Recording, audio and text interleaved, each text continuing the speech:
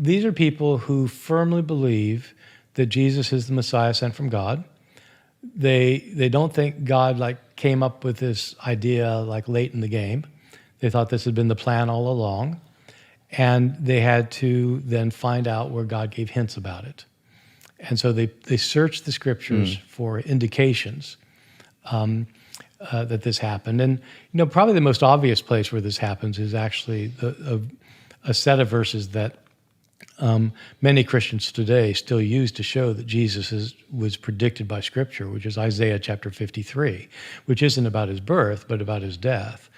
Isaiah 53 is about the suffering servant of the Lord in the Hebrew Bible.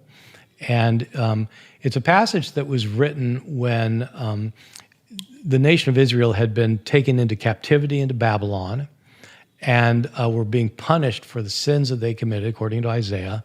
But that in this part of Isaiah is saying that the people are going to be set free from Babylon and able to return.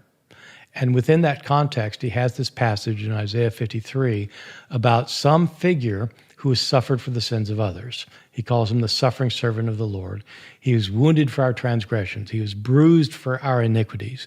The chastisement for our peace was upon him. By his wounds we were healed. Christians read that and they said, it's referring to the Messiah. This is talking about Jesus. He's the one who suffered for the sins. And it was never read that way by Jews, ever, before this. Jews read it. Well, actually, Isaiah tells you who it's about. He calls it the suffering servant of the Lord. And there are 4 sections of this part of Isaiah that talks about the suffering servant. And in a couple of places, he tells you who the servant is. In chapter 49, verse 3, Isaiah says, "You are my servant, O Israel."